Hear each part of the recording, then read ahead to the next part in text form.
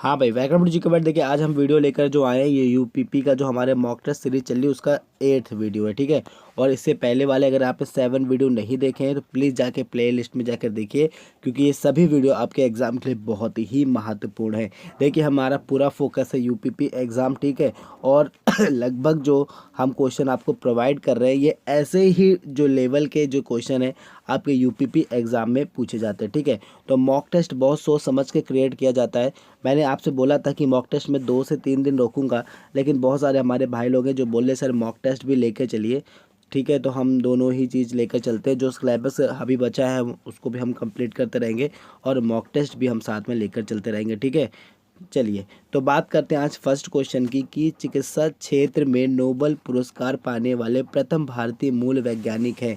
यानी ऐसे भी क्वेश्चन पूछा जा सकता है कि चिकित्सा क्षेत्र में जो है नोबेल पुरस्कार पाने वाले जो प्रथम वैज्ञानिक थे भारत के वो कौन थे। चलिए बताइए। एक चीज़ आपको याद रखना है, क्या है, चिकित्सा क्षेत्र में पूछा जा रहा है, ठीक है।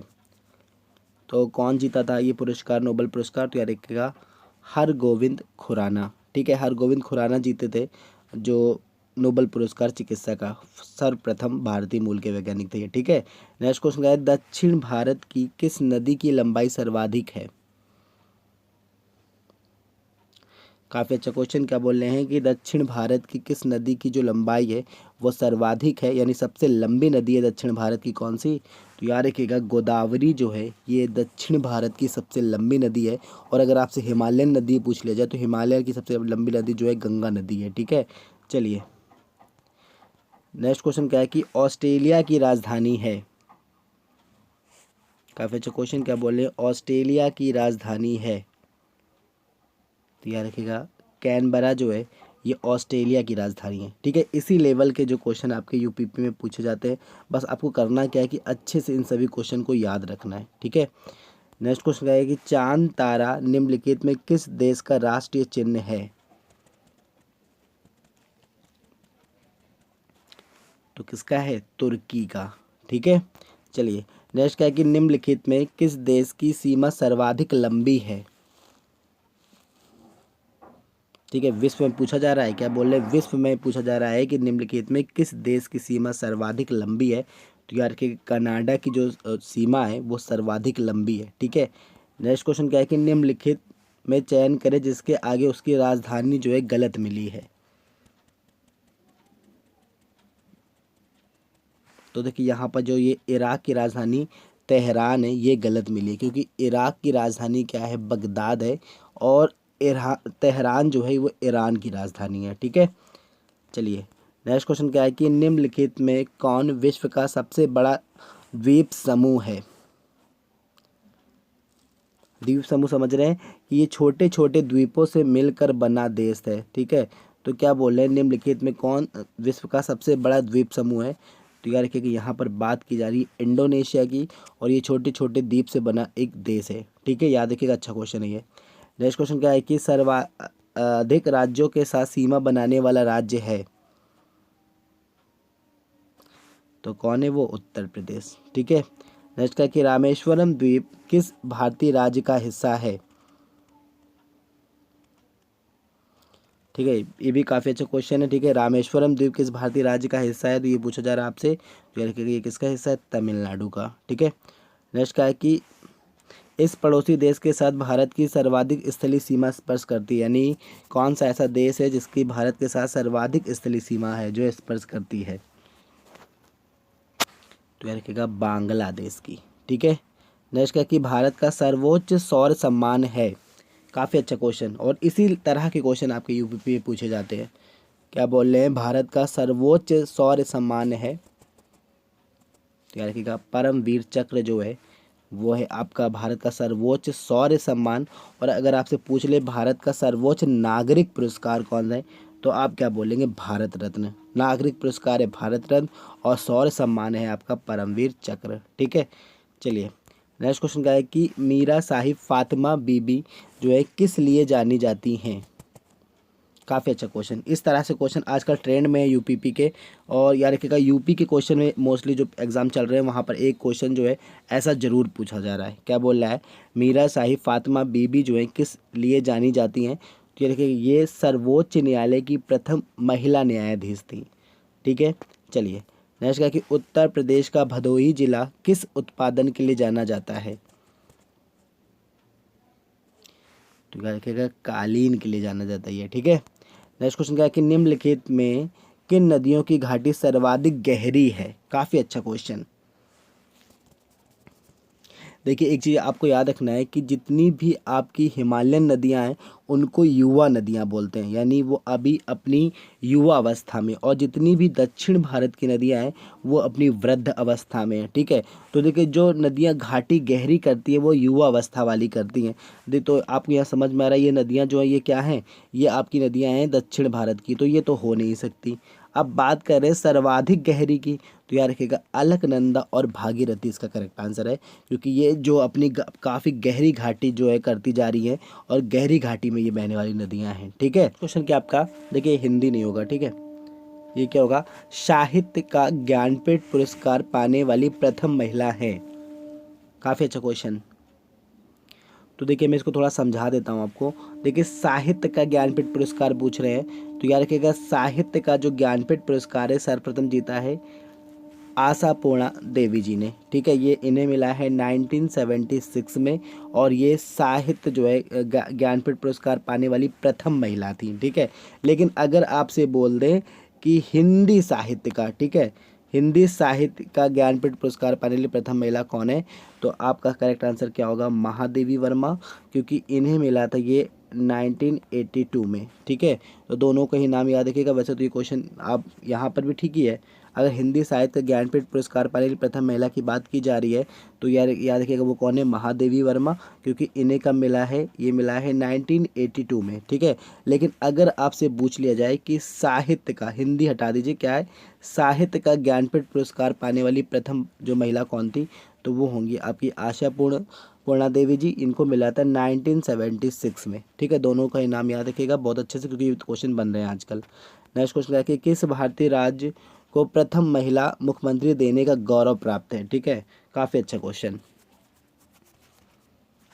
प्रथम महिला मुख्यमंत्री होने का गौरव किसे प्राप्त है? उत्तर प्रदेश को। ठीक है, और अगर आपसे पूछ ले कि किस भारतीय राज्य में अब तक कोई महिला मुख्यमंत्री नहीं रही, तो वो करेक्ट आंसर क्या होगा? महाराष्ट्र होगा। ठीक है चलिए नेक्स्ट क्वेश्चन है बादीपुर राष्ट्रीय उद्यान किस भारतीय राज्य में स्थित है?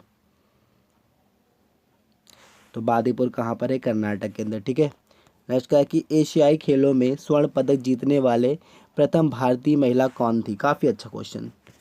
क्या बोले? एशियाई खेलों में स्वर्ण पदक जीतने वाली प्रथम भारतीय महिला कौन थी? तो कौन थी? ये भी बहुत अच्छा क्वेश्चन है, तो रखिएगा कमलजीत संधू जी। ठीक है, नेक्स्ट है महादेवी वर्मा को उनकी किस रचना के लिए ज्ञानपीठ पुरस्कार दिया गया था?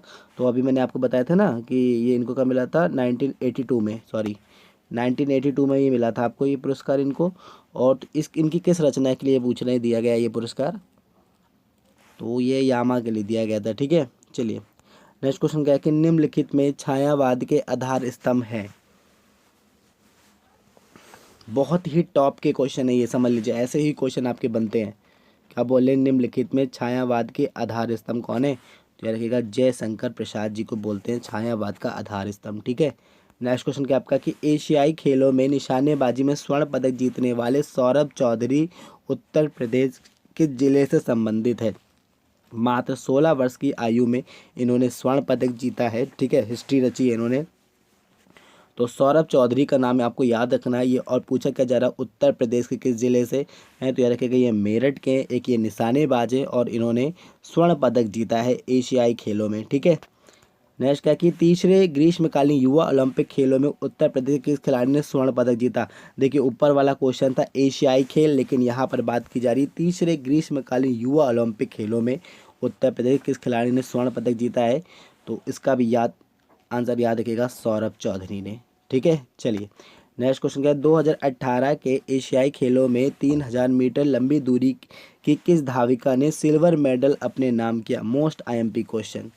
क्या बोल रहे हैं 2018 के एशियाई खेलों में 3000 मीटर लंबी दूरी की जो है किस धाविका ने सिल्वर मेडल जो अपने नाम किया है? तो आपको बहुत अच्छा क्वेश्चन है ये, तो बताइए इसका आंसर। बता चुका हूँ, पढ़ा चुका हूँ ये सब क्वेश्चन। ठीक है, लेकिन बस ये याद रखना सबसे बड़ी बात है। तो यार का सुधा सिंह जो है ये हैं जिन्होंने सिल्वर मेडल जीता एशियाई खेलों में, ठीक है। नेक्स्ट क्वेश्चन था कि हाल ही में उत्तर प्रदेश के किस जिले में महिला शक्तिकरण अभियान शुरू किया गया है? तो कहाँ शुरू किया गया है? कानपुर से स्टार्ट किया गया, ठीक है।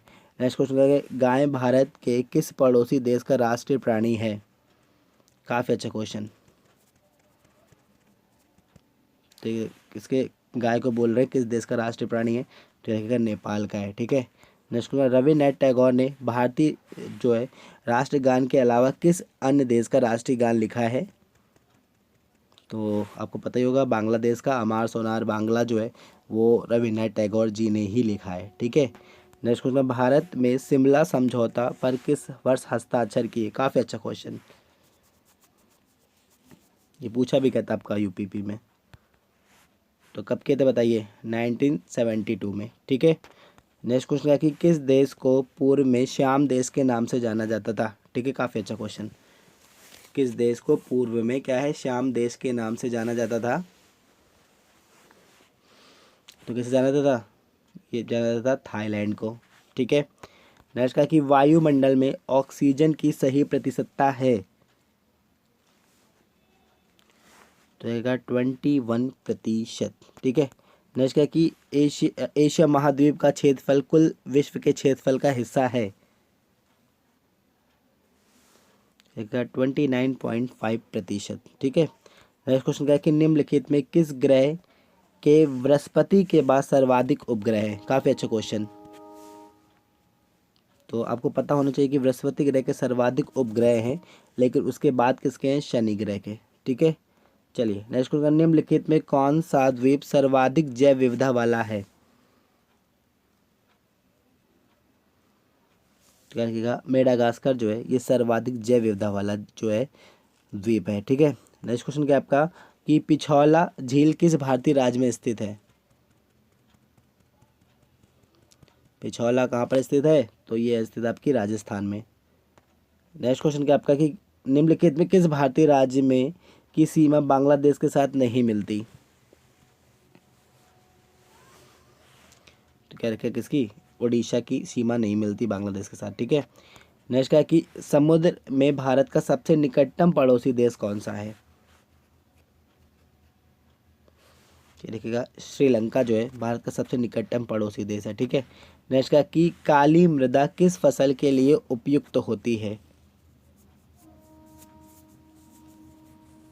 तो देखिए अगर आपसे बोल दे कि काली मृदा सर्वाधिक किस कृषि के लिए उपयुक्त होती है तो वहाँ पर आप कपास बोलेंगे, लेकिन यहाँ बोला क्या जा रहा है काली मृदा किस फसल के लिए जो है उपयुक्त होती है? तो यहाँ देखो तीनों ही फसल ऐसी हैं जो काली मृदा में यानी काली मिट्टी में होती हैं। तो कपास गन्ना तंबाकू उपयुक्त सभी सही हैं, ठीक है।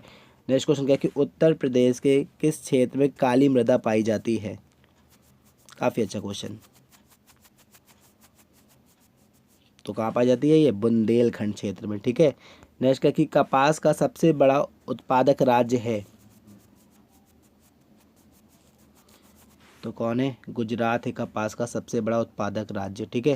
नेक्स्ट क्वेश्चन क्या है कि निम्नलिखित में उत्तर प्रदेश से बहने वाली किस नदी का मुहाना गंगा नदी में नहीं है? यानी गंगा नदी से नहीं मिलती, तो कौन सी नदी गंगा से नहीं मिलती है? चंबल नहीं मिलती है, ठीक, क्योंकि ये यमुना की सहायक नदी है। नेक्स्ट क्वेश्चन क्या है कि निम्नलिखित में किस नदी का मुहाना अरब सागर में नहीं है?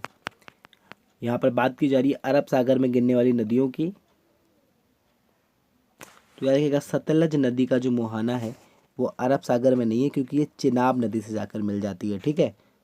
चलिए नेक्स्ट क्वेश्चन क्या है निम्नलिखित में कौन सी झील जम्मू कश्मीर में नहीं है? तो याद रखिएगा मोस्टली जितनी नाग वाली झीलें हैं वैरी नाग, शेष नाग, अनंत नाग, ये सभी जम्मू कश्मीर की झील हैं, लेकिन लोकटक जो है ये जम्मू कश्मीर की झील नहीं है और ये पूछी बहुत बार जाती है, याद रखिएगा। तो लोकटक झील कहाँ की है बताइए? मणिपुर की, ठीक है। चलिए नेक्स्ट क्वेश्चन नीचे कुछ नदी एवं उन पर निर्मित जल प्रताप दिया जा रहा है, यानी जो आपके फाउंटेन दिए जा रहे हैं, ठीक है। इनमें से उसका चयन करें जिसके आगे जो है नदी गलत मिली है, यानी ऐसे झरने की बात की जा रही है जो गलत है उस नदी के साथ। तो बताइए कौन सा है? तक इनमें से कोई नहीं। शिव समुद्रम जो है कावेरी नदी पे बिल्कुल सही है, धुआंधार जो है नर्मदा नदी पे भी बिल्कुल सही है, और जोग जो है शरावती नदी पर है। ठीक है।